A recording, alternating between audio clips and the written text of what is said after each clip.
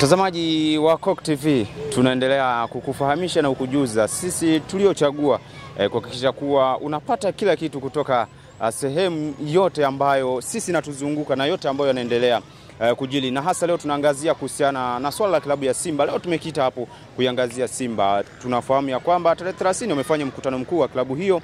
Kuna mengi ambayo yalitokea, kulikuwa na maelewano, kulikuwa na kubishana, kutokuelewana. Mambo mengi yametoka, tumeona pia wanachama na mashabiki pia kuna nyongo wametema baada kutoka pale. Kuna mengi pia, siku hiyo kulikuwa na mchezo pia wa hatua ya makundi wa klabu bingwa dhidi ya kikosi cha Stade Malien pale nchini Mali. Simba wakipoteza kwa mabao 2-1. Baada ya kurejea leo wapo nchini sasa hivi Simba. Nini ambacho kinaendelea? Leo nimepata nafasi ya kuzungumza na Pidek_, mchambuzi wa masuala ya soka, kuzungumzia kuhusiana na mustakabali wa Simba. Simba ni wapi ambapo inakosea na wapi ambapo inatakiwa kupita ili walau ianze kufanya vizuri kwenye michuano ya klabu bingwa pamoja na michuano ya ligi kuu NBC Tanzania bara. Siku zote tunasema kwenye mpira kuna anzia utawala, alafu zenu unapata benchi la ufundi, wachezaji unamalizia. Kwa hiyo tukianza kwenye utawala, kuna makosa mengi ambayo Simba yanaendelea kufanyika na kuna vitu vingi ambavyo vipo sawa. Kwenye mkutano huu ambao umepita hivi juzi, kuna vitu vingi ambavyo vimetokea, aidha watu wanaona kama bahati mbaya, lakini hivi vitu vilipaswa kutokea tangu zamani sana. Kwa maana gani? Kuna watu mwanzoni tulikuwa tunasema kwamba kuna vitu kwenye kikosi cha Simba kipo sawa. Rejea misimu miwili nyuma aliongea CPA Issa Masoud. Alikuwa anaelezea jinsi gani ambavyo timu inapaswa kuendesha, jinsi gani ambavyo madeni yapo kwenye timu. Lakini Issa Masoud alikuwa anaonekana kama yeye ni mpinzani. Lakini nafahamu kwa sababu yeye knowledge ya biashara anaijua vizuri. Kwa hiyo hiki ambacho kimetokea leo ni chanzo chake sio leo, chanzo chake miaka 5 nyuma, miaka 7 nyuma. Moja ya tatizo ambalo lilikuwa kwenye kosi cha Simba, kumruhusu mwekezaji awe sehemu ya kukamilisha mchakato. Hiyo ndio ilikuwa sehemu kubwa, tatizo kubwa sana, kwa sababu Mo alishafanya vitu vingi Simba kabla hajawa mwekezaji. Sasa kuna namna ambavyo watu wakawa wanamuonea aibu. Kuna vitu ambavyo aliweka vya kumbeba yeye. Kwa mfano, CEO anateuliwa na Mo. Anamtewaje mtu ambaye bado hajakamilisha uwekezaji? Hayo ni makosa. Mwenyekiti wa bodi ya ligi anamteua Mo. Niliwahi kuzungumza siku moja, kawaida tunaposema 100%, always mwenye 51% ndio mwenye nguvu kuliko mwenye 49%. Lakini kwa nini ilitokea mwenye 49% na nguvu kuliko mwenye 51%? Kwa sababu alishawateka hawa waliokuwa juu kwenye uongozi. Nakumbuka mtu kama Swedi Nkwabi alijiuzulu nafasi yake, ndipo akaja akachukua Murtaza Mangungu kumalizia ile awamu. Lakini unaelewa kwa nini alijiuzulu? Kwa sababu aliona kuna vitu vingi haviendi sawa ambavyo vitamharibia status. Kwa hiyo Simba wakubali kuanza upya kwenye vitu vingi sana, hasa inapokuja swala la utawala. Mafanikio yale ya miaka 4 mfululizo yaliwafanya watu wasione mbele nini ambacho kinaendelea. Kwa sababu mashabiki, kitu cha kwanza ambacho wanahoji timu kufanya vizuri. Ikisipofanya vizuri ndipo wanakuja sasa wapi tunapokwama, wanagundua kwenye uongozi kuna changamoto. Kwa hiyo uongozi wa Simba una changamoto, na hata mikutano yenyewe umevunjika. Kweli mkutano umevunjika kwa sababu kuna vitu vingi havikuwa sawa. Changamoto zipo sehemu mbili. Sehemu ya kwanza wachezaji wa Simba, sehemu ya pili benchi la ufundi.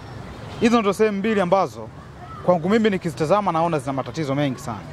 Nikianza kwa benchi la ufundi. Benchi la ufundi naangalia kwenye selection ya timu, the way ambavyo wanatumia kuchagua wachezaji. Hiyo ni changamoto kubwa sana. Kwa sababu gani? Kwenye upangaji wa kikosi, kwa mfano kwenye mchezo wa mwisho, mchezaji ambaye alianza kikosi cha kwanza mwenye asili ya kukaba ni mmoja peke yake. Sasa ni ngumu kushinda mechi ngumu ukiwa na mchezaji wa kukaba mmoja. Kwa maana gani? Mchezaji ambaye alianza kama kiungo mkabaji Nabi Kamara, ambaye ukimwangalia kiuhalisia naye sio kiungo mkabaji, mara nyingi amezoea kucheza kama kiungo mchezeshaji zaidi. Kwa maana kwamba timu ikiwa na mpira unaona Simba nzuri inacheza vizuri, lakini ikipoteza mpira inakuwa ni changamoto kubwa, kwa sababu wachezaji wangapi wanafanya jitihada kunyang'anya ule mpira.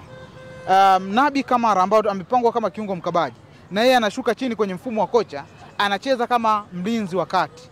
Nani ambaye anaingia katikati mwenye jukumu la kukaba? Yupo Jean Charles Ahoua, yupo mtu kama Mutale, lakini yupo mtu kama Neo Maema. Hawa wachezaji wawili ni wakabaji au ni wale ambao wanatia pressure, lakini mara chache sana kuona wanachukua mpira. Kwa hiyo nisema kwanza selection ya timu inakuwa na changamoto. Alipoingia kipindi cha kwanza, ndio maana timu ilikuwa inatengeneza nafasi, lakini wakinyang'anywa mpira wale Stade Malien wachezaji wawili tu au watatu, unaona kwamba wanaenda kutafuta bao. Kwa sababu gani? Wachezaji wa Simba ni wachache wanaofanya jitihada za kunyang'anya mpira.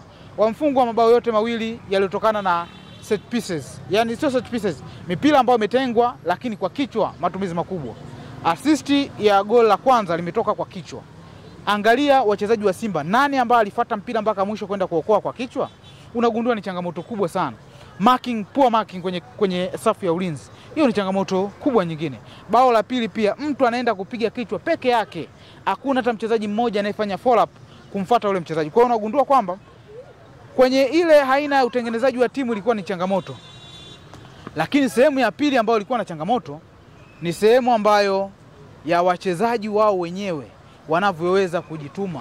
Kweli kocha amekosea kupanga kosi, au kocha akapanga wachezaji wachache wenye uwezo wa kujituma, lakini nafasi zimetengenezwa. Jonathan Soa nafasi 2 za wazi yeye peke yake amekosa. Jean Charles Ahoua nafasi ya wazi, kipa kacheza mpira mgonga mwamba umerejea. Ni utulivu tu wa kutepu mpira uingie nyavuni. Yeye amepiga nje. Kwa hiyo wachezaji wana changamoto, lakini pia benchi la ufundi nao na changamoto. Kwa hiyo combination ya vitu viwili vinafanya Simba sipate matokeo mazuri. Simba ina wachezaji wazuri. Simba ina wachezaji wazuri kuliko timu nyingi Tanzania. Ila tofauti ambayo ya Simba na timu nyingine ni Simba hawajitumi kiwanjani. Simba ina wachezaji wavivu. Yaani ukiangalia wachezaji mmoja mmoja waliokuwa kwenye form, Simba ndio wana wachezaji wengi ambao wapo kwenye form zaidi kuliko timu kwa mfano kuliko washindani wao wa karibu Yanga.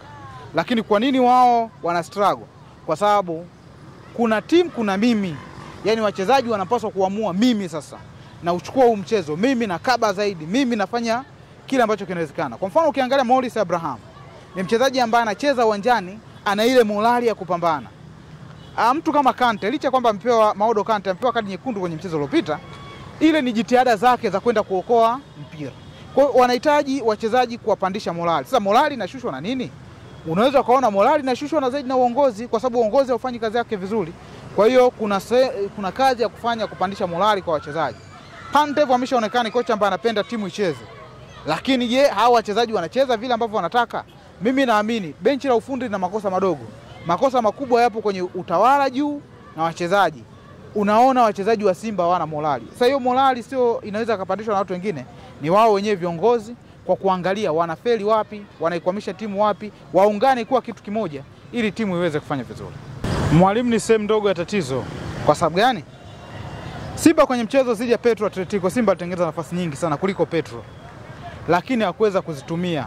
Mpanzu yeye na goli amepiga nje. Morris Abraham yeye na goli amepiga mwamba. Sasa hapo kocha anaingiaje? Ingekuwa timu itengeneze nafasi kabisa, kocha tungesema ndo tatizo la msingi, lakini timu inatengeneza nafasi. Changamoto iliyopo ni kwamba watu wanashindwa kuzitumia nafasi. Sasa kuna maana gani? Kwenye usajili hapa ni sehemu muhimu sana. Unasajili wachezaji wa burudishaji au unawasajili wachezaji ambao wapo kwa ajili ya kupambania timu. Nature ya viungo wa Simba wenye magoli ni wachache, wafungaji mabao. Hata rejea msimu uliopita, Morris Abraham ni fundi sana lakini sio mfungaji mzuri. Jean Charles Ahoua anaweza kawa ndo mfungaji mzuri kwenye viungo wote waliokuwa Simba. Sasa ukiwa na wachezaji wachache viungo wanaofunga, Elim Panzu ni mchezaji machachari, anaweza kutengeneza nafasi lakini sio mfungaji mzuri. Rejea kwenye msimu uliopita takwimu zake, rejea msimu takwimu zake. Kwa kuna namna ambavyo Simba policy yao ya usajili inawaangusha kwa kuangalia wachezaji ambao mafundi zaidi kuliko kuangalia wachezaji ambao wapambania timu. Kwa Simba kinachoangusha mimi kwangu mimi sehemu ya kwanza ni wachezaji. Wanapaswa kujiuliza wao kama wao, je, ile nembo ya Simba wanaitendea haki? Jonathan Soa niliwahi kusema hata struggle Simba kwa maana gani? Sio Singida alikuwa akosa, alikuwa anakosa, lakini Singida walikuwa wanampa nafasi hiyo. Simba hakuna muda wa kujiuliza mara 3 mara 4. Ukikosea mara moja pressure inakuja kwako na unakuwa kwenye wakati mgumu. Hayo Simba ndio natakiwa kujitazama kwa kiasi kikubwa. Ni kutoka kwa Pidek_. Unafikiri wewe Simba kosa lao kubwa liko wapi? Wapi walipoanza kuharibu? Na kivipi wanaweza kujinasua kwenye kosa ambalo tayari wamekwisha kulifanya? Endelea kusema pamoja nasi. Hii ni Coco TV, jina langu Filimoni Mawazo.